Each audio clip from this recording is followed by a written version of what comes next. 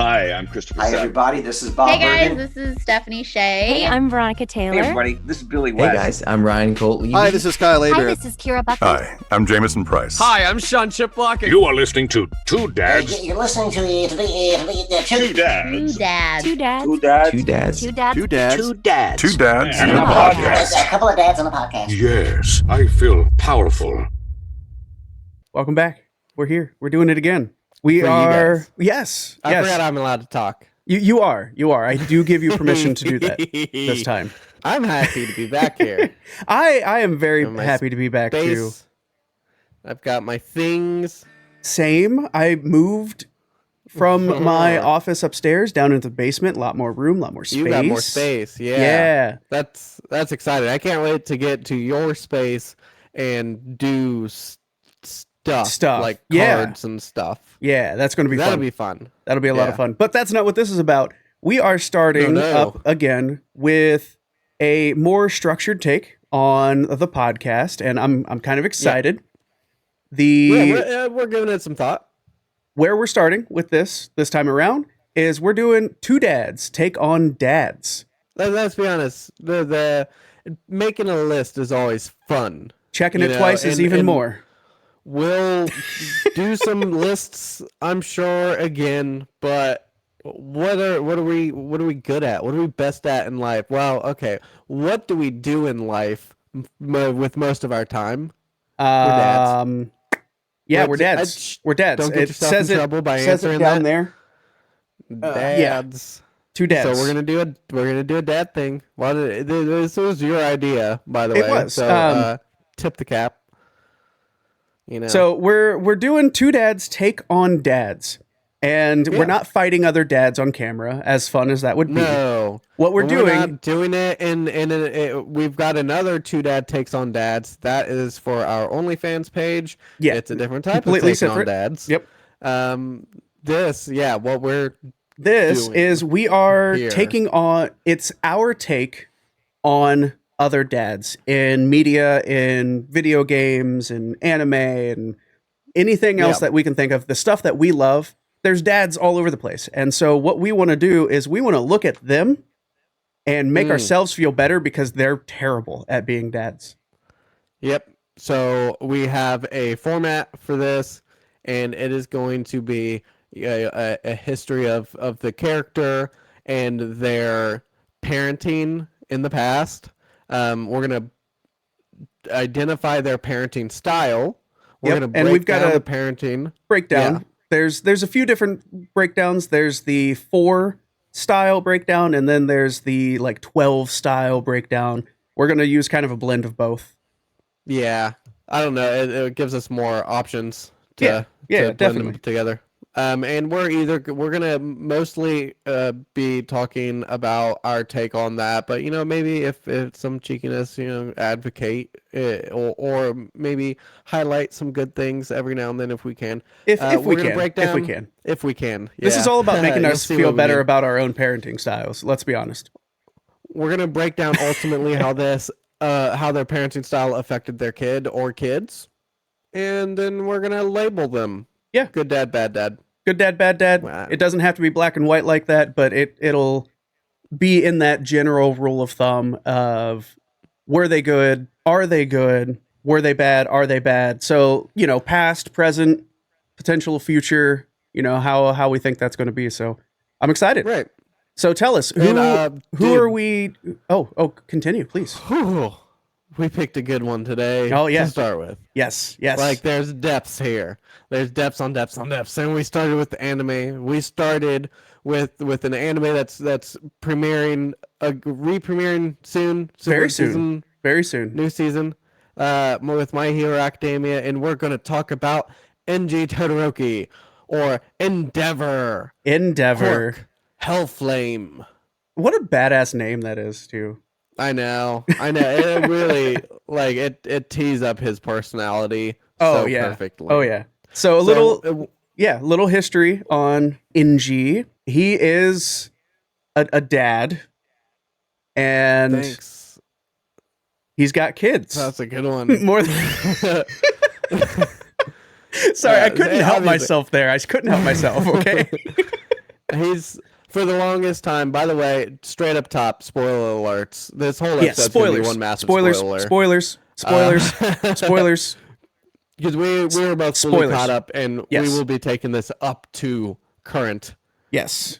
anime days. And Anime. We're not doing manga. I am fully caught up on manga. Felix there's not a doesn't whole lot read. more to. No, So I'm legally not allowed to. So Enji Totoroki or Endeavor, to start, he is the number 2 hero, and for Number 2. most of his life, he is my number boy 2. right here. So Endeavor's whole life is pretty much driven by his insane obsession With being the beating best. All Might. Yeah. Yeah, He with wants to being be the number one, best. which- he wants which to he can't. beat All Might. And yeah, he cannot do that. It's not possible for him to do.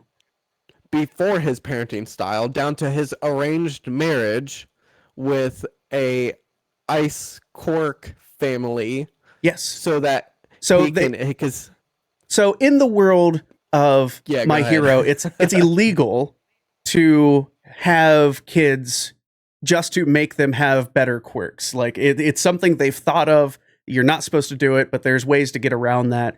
And of course, the man who's obsessed with beating All Might and being the number 1 hero, he wants to have a kid who can do that for him when he inevitably cannot. yeah, it's called the singularity theory in this world where the quirks are going to get so badass that eventually, doom and gloom will happen. Doom. It's yeah. So Endeavor is trying to create a perfect warrior with this, and so he gets an arranged marriage with an Ray. ice family. Ray, with who Ray. has ice powers, and Yep, they and- start pumping out kids. And like 4 of them in yeah. total. They Probably get would have been 4. more, to be honest. But Yep, you're starting from you got Toya, I forget the daughter's name, she's unimportant. You got Natsu, you got Fuyumi, Shoto, Natsuo, Fuyumi, and Natsu and Shoto. Shoto, Todoroki. So are the kids. oldest is Toya, then you have Yep. Fuyumi, then Natsuo, and then Shoto. Shoto Yep. is the youngest In of that all order. of them. And he is his perfect warrior. Yeah. In So the end.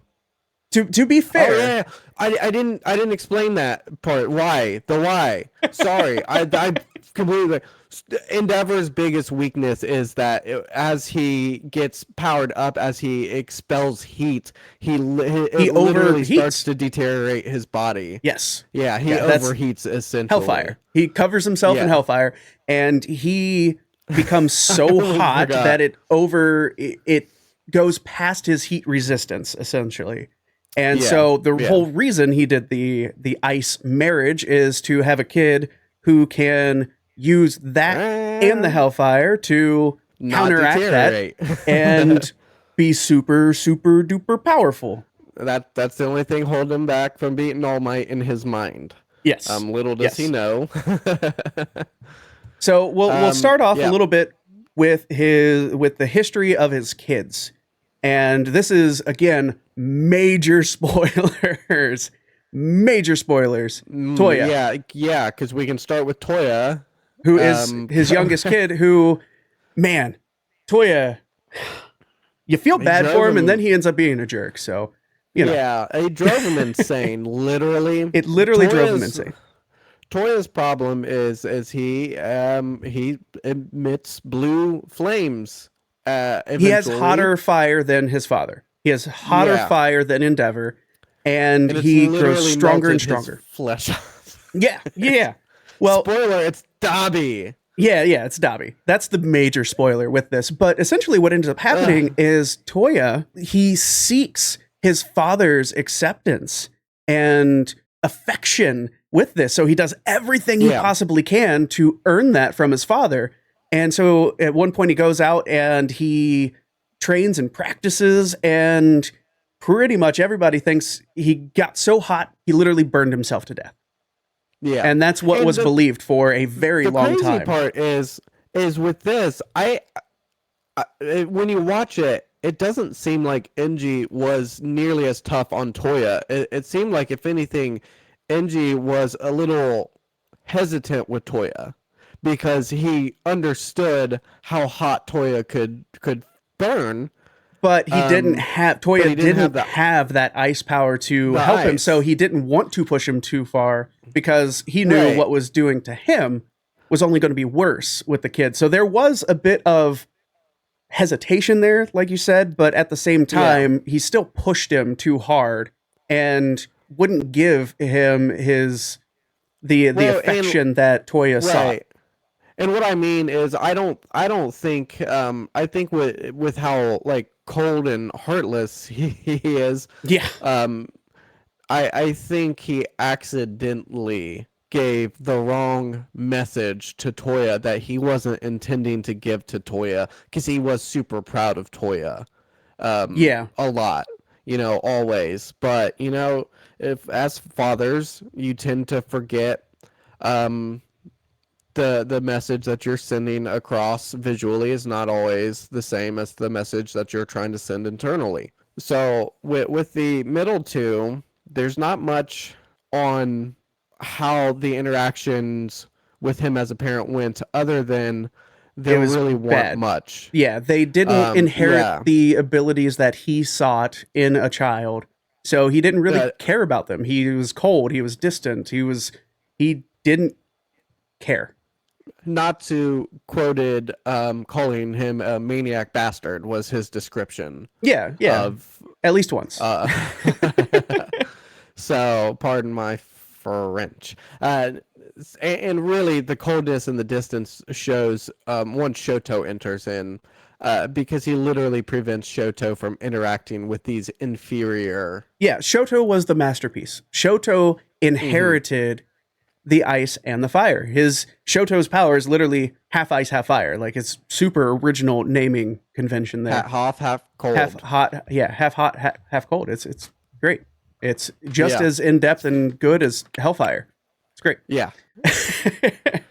So yeah, he inherited exactly what Endeavor was looking for. Like you just said, he separated him from the rest of his family entirely. He wasn't allowed to interact with his brothers and sisters. He grew up isolated and being trained hard, and I mean hard training to perfect his ability. And of course, all that does emotional and physical abuse in this training, because it's not all just like, well, I'm going to beat the crap out of you to strengthen you up, because there is that, but then there's also the emotional psychological abuse of criticizing, tearing down. You're not good enough unless you are perfect, and there's very much a lot of that. And also a youngest son not seeing the rest of his family and being confused as to why. Why is he singled out? Because that can send mixed messages also. Being singled out can be you're being singled out because you're not good enough, or you're being singled out because you are superior, and that could give you a superiority complex above all other people as well. So like, there's so many things that go into this. Yeah. Like we said earlier, there's so many layers and depth to this evolution of a character with Enji, because now we've got Shoto, and Shoto is we did it. We hit the masterpiece, and he's been raised, he's been homeschooled, he's been all this up until they go to meeting Shoto. We end up meeting Shoto at UA during the entrance exams. That's where we see him for the first time. And he definitely has this air about him of, I am better than confidence, bro. Confidence. I'm better. I'm number one. Nobody can beat me. I'm perfect. So I'd say before we get too deep into next steps, I say we should just break down what we think of the parenting style up to here. Because there's definitely evolution in the series. Definitely. For sure. Definitely. So to start off, the number one, in my opinion, is definitely strict. So yeah, I've got disciplinarian right there. Right after that, I have authoritarian, and this is more of the separating the family. The family is dictated by my rules. My last one, I have high achievement. High achievement. I think it's it's more than the intensive. because high achievement it doesn't necessarily have a good or bad connotation to it. Obviously, in this scenario, it's a bad. Here. It leads to bad things, but he's definitely So seeking to break a high. break down what these are. So we'll start high achievement because my list is slightly different in yours, but for the same reasons. Like they overlap heavily. But high achievement is you are pushing your kids as far and as much out of their comfort as possible so they can achieve higher goals.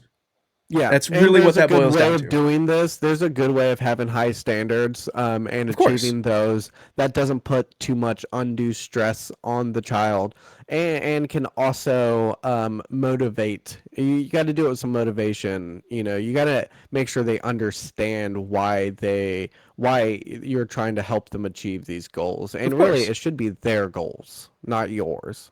So my other two, because I had a high achievement on mine as well, my other two strict. Rules reign supreme. Rules are all that matter, and you follow my rules or you don't have a place here. And that kind of goes into the authoritarian, and then traditional. The parents are in charge. Kids are expected to obey. Parents are in charge. Nobody has a say. Kids are meant to be seen and not heard, essentially. And for me, because that's part of it for sure, and that one would be a little bit lower down, only for the fact because he is doing this for the purpose of putting his child on a pedestal towards the end of the day. You know what I mean? Later, so but not on a pedestal to listen to what his kid has to say, but to, I made this. This is me. This is all a means to an end for him, you know? Which is not the. I mean, so let's jump back into the series where you jump back in. So we meet Shoto. We meet the masterpiece at UA, and he has, like we said, this air of superiority, and this comes from that isolation. The entire fed in by childhood. The fact that he is one of 4 that are in on recommendation. Yes. And he is on the number 1 recommendation. So essentially he's getting into this no matter what. And then you see him use his powers, and he's strong, he's powerful, but he is cold and distant, just like his father. Against even, he sees people as lesser beings to himself. Everyone is lesser to him. And it's exactly the way his father is, except when you go into season 2 to season 3 and you're actually revisiting some of these scenes in his head, he's not exactly necessarily thinking that these are lesser than him. He just doesn't he doesn't care anything because he is so singularly focused as well on just proving his father wrong, proving that he can do it with just his ice side. And that's like you part pointed of out, he's so much like his father, and he would hate to be told that because he's so singularly focused. Yes. So pulling this back into, because this is 2 dads take on dads, not judge the kids, because the kids are just a product of their environment, which we don't know Endeavor's childhood, but we know him as an adult, and he sucks. So we have this going on, and we eventually get to a point where Shoto is openly against his father. Yeah, so this really blossoms season 2. The episode is Shoto Totoroki Origins is the name of the episode. It's starting in the tournament where they're fighting. This is the students, pretty much like Olympics for the UA to show off their students, and they're entering the tournament phases of this.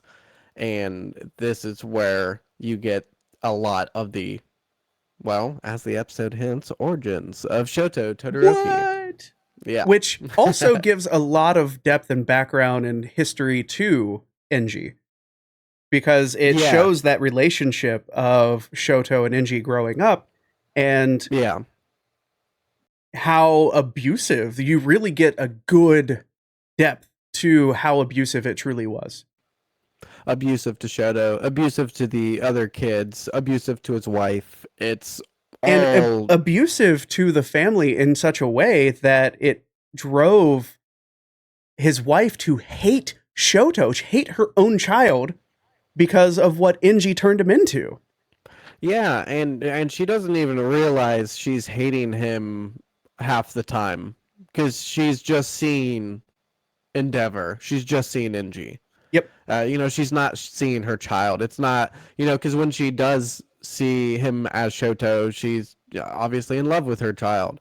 But then, later on, she throws boiling water on him and then realizes she fucked up afterwards. And now she got sent to a mental hospital and, Yeah. Yeah. Enji did that. Yeah, Enji did that because he's a jerk. He sucks.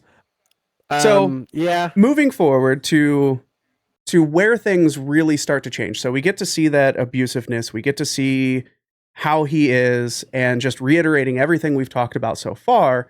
But eventually, it starts season 5. Yes, it starts to shift pretty drastically, very quickly, in my opinion. And heavily in the episode Vestiges is really the first episode where they are all sort of coming together as a family. You really start to see the other two kids. And obviously, that's where you get a lot of Natsu's rhetoric, where he's just he hates expressing his hatred. Father. Then fleshes out fully in 2 other episodes. I'll touch on the names real quick, and then you can dive into the details. It's the Hellish Totoroki family parts 1 and 2. One part is in season 5. The second part is in season 6, and these are 2 of the best episodes in the entire all 6 seasons that have been put out so far.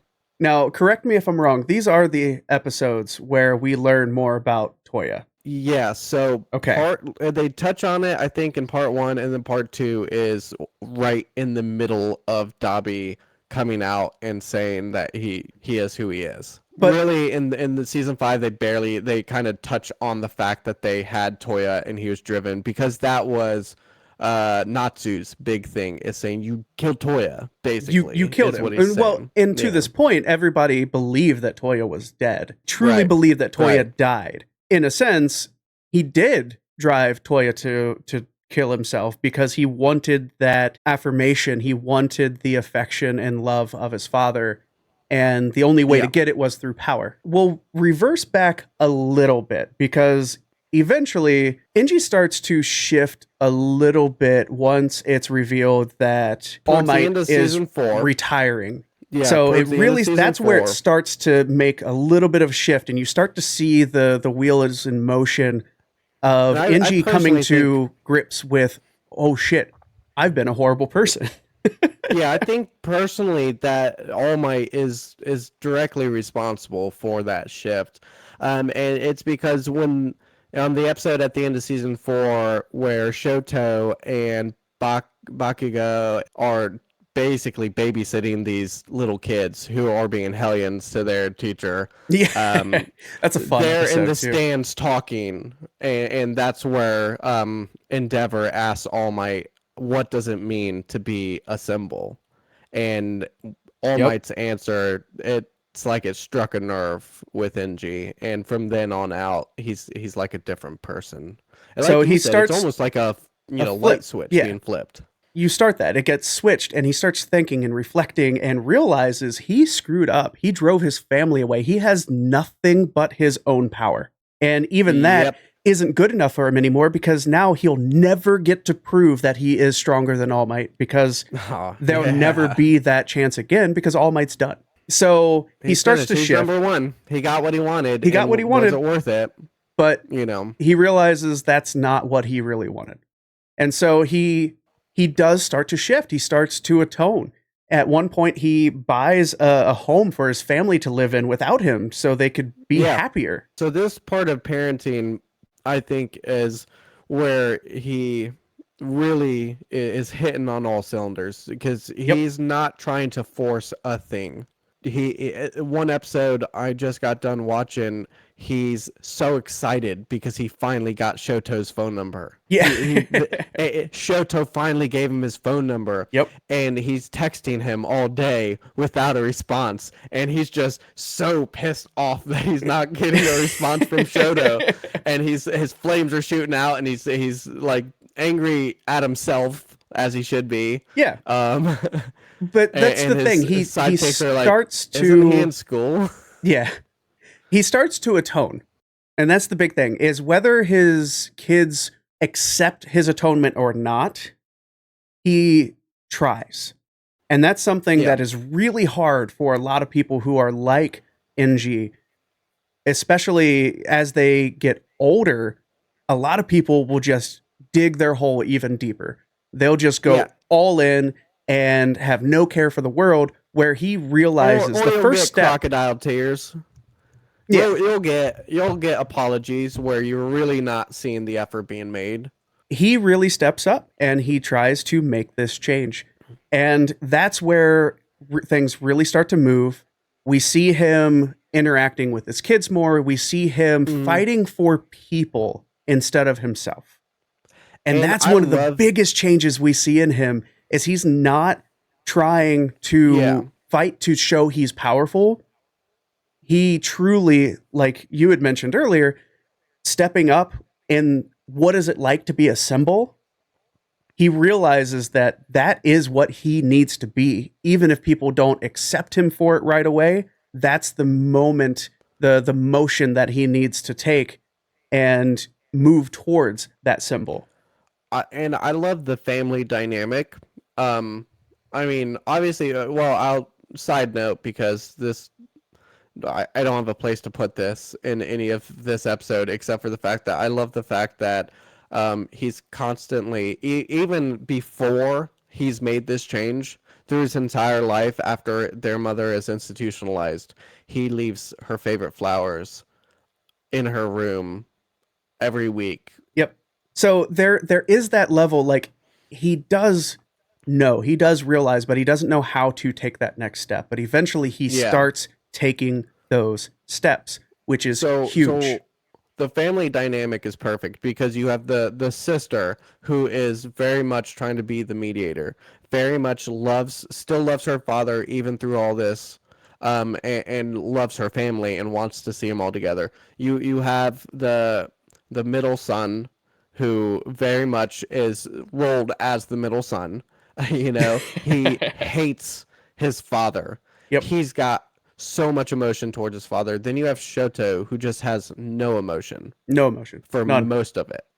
And the thing with Natsuo too is, at one point, we mentioned big spoilers. At one point in one of the episodes, he gets held hostage, kidnapped, by a villain, and Enji hesitates in saving him because he thinks there's an internal battle, because he thinks that if he saves him, his son will never forgive him. Yeah. And so eventually, like, his son gets saved. And then he's being kidnapped, and it's Enji's fault too, because it was a villain that Enji didn't kill. Yeah. And he wants to be killed by Enji. Yeah. I mean, the villain's name is literally Ending, so, But so you have all this going on, but then after that, that's one of the first times you actually see emotion from Enji to one of his kids. He embraces Natsu. He hugs him. Almost. And Natsu almost forgives in that moment. Almost. And then after, with Dabi being revealed as Toya, Enji literally, he breaks down. He fell into tears. He cries because he realizes he's the one who drove his child into one of the worst villains they have ever seen. Yeah. And I love Shoto's take, because Shoto is very level-headed as always and calm. And obviously, in the scene where Endeavor gets massively injured by this Nomu, it was the first or second episode of season 5. And he ends up with that big scar down his face. While he's getting pummeled by this Nomu, all three of his kids have a reaction. Yep. And they're all, they're all, not all of them rooting. care as much, but they're all rooting for him. Right. When they think he's maybe has been killed, you visibly see them all sink, So it's this crazy dynamic going on currently in the series where things are getting worked out. And, if you have an endeavor in your life, if you have an Enji in your life, you understand all these emotions better than anybody. Mm-hmm. And, this series could be triggering, and you might not know how to react when you see him, because you may have an Enji in your life that never really followed through with the good side of things, with Yep. the forgiveness, redemption side of things. Well, and And that's so it one of might the be hard. And that's one of the things that Enji really did. He stepped up, and he even had that press announcement after it was revealed to the world that Dobby was his Yeah. kid. And he realized like his hero career essentially at that point was doomed. Yeah. He was not going to recover from this if he didn't make huge changes. And so he comes out and he essentially resolves and says, I am going to continue fighting to make things right, both with the hero world and my family. Yeah, so I think with listeners of this episode, there's bound to be mixed emotions. Should somebody who has done that much atrocity, are they redeemable? Should they be forgiven? Should they be forgiven? Exactly. It's not an easy question to answer. It's not an answer you or I can make. Nope. The only people who can make that answer for people like Enji, for like you said, the endeavors in your life, are the people who are directly involved and affected by them. People on the outside can look in and be like, "Oh, what a jerk," and just never talk to him and never do anything or interact. But I think we've given one of our most well-researched breakdowns in the history of doing this podcast with this episode. Yes, I agree. This one was fun. This was good. I do like it. So, how do you think it affected their kids, Tired Dad? Because I'm gonna be honest. You go from Natsu up, mixed bag. But you tell me Shoto didn't fucking turn out pretty level-headed and cool. Like, yeah. I mean, from all the crap he's gone through, he turned out pretty okay. But I mean, he can make friends. That's because Deku was more of a dad to him. Let's be honest here. Daddy Deku was the one who helped him out with that. Sure, he's still a little walled off emotionally, but No, the daughter, and I continue to forget her name, is probably the most well-adjusted of all of them. Obviously, but I think that's because Fuyumi didn't really have the power. She was never a contender to be the masterpiece, so she was just kind of left to her own devices. Yeah, and obviously Toya, whoops, and then Natsu. Natsu seems like a pretty good kid, despite. And he's based on his anger issues. I'm sure it will affect him if and when he ever becomes a father. I'm sure it'll affect every relationship he has. How did it affect the kids? That's how it affected the kids. Yeah. Do you think he's a good dad or no? I mean, the bottom line is no. He's not a good dad. Is he making the right steps? Yes. Late. Some people would say too late, where there is no redemption for him, despite how hard he tries. But the fact is, there's so many people out there that aren't even willing to try. And so with him realizing he messed up and wanting to atone and wanting to be accepted that, hey, I know I screwed up. I want to be there for you now. So many other people would just leave. They wouldn't be there. They wouldn't even attempt. So is he a good dad? No. But can he be a good figure in their life eventually? Sure. He can be there and be an example of what not to do, what not to be in their kids' lives if they ever grow to have their own children. Yeah, because nobody's useless. They can always be used as a bad example at the very least. Exactly. Exactly. I agree. No, he's not a good father. But I don't always agree. I'm not always a good father either. I'm sure you have those days where you feel like you're not always a good father. You snap too quickly, you get a little angry. We haven't driven any of our kids to burn themselves in a fiery rage. No, So we're doing pretty good. No, my son happens to want me to hug him forever right now. So no scars on any of our kids. Nothing. No. I mean, none that we've given them. Now, them with their own devices, that's a whole different story. So I feel good that we are definitely better fathers than Enji. Yep. He's definitely not a good dad. I agree. I like the redemption arc. I like his character. I very much like that. I like the redemption arc not for him. I like the redemption arc for his kids' sakes. Yes. For Shoto's sake. For I like it. Them to finally get a father they wanted. And get some closure. And yeah, exactly. You know? So there it is. There it is. That's the first two dads take on dads. Enji Totoroki, Endeavor. Not a good dad. I'm sorry we talked so much. I'm not. This was a good one. No, I liked it. Yeah, so, Endeavor, our vote. Yep. That's about right. You got a button for that? I don't. I can get a button for that though. If you really want me to get a button for that, I can. I can get maybe like a cheer, like yay! Yeah. Maybe we'll use the grunt birthday party from Halo. The yay! Oh, there you go. Yeah. So that's our vote. That's our vote. And as we always do, next time on Two Dads and a Podcast, we are next time gonna take on another dad. I don't know that we've thought that far ahead just yet. We have lots of options.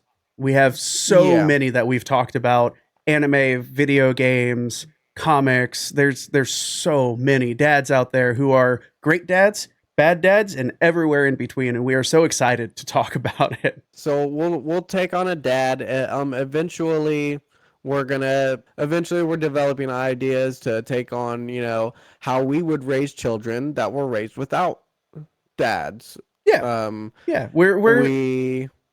We're exploring options on some other debates, and then what would we do in these situations where the kids are without their parents? They're getting into all these hijinks and crazy shenanigans and dangerous situations, enslaving monsters into tiny balls and all that. Yeah, we always wanted to do, but we never got a chance. And we're bitter about it, so we're gonna take it out on our little Ash.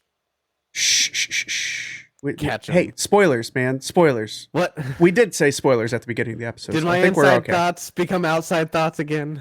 But thanks so much for listening, guys. Thanks so much for tuning back in. We're excited to be back, and I can't wait to post another one. Yeah, this dude's tired dad. This dude is Felix the Human. And we'll see you next time, y'all.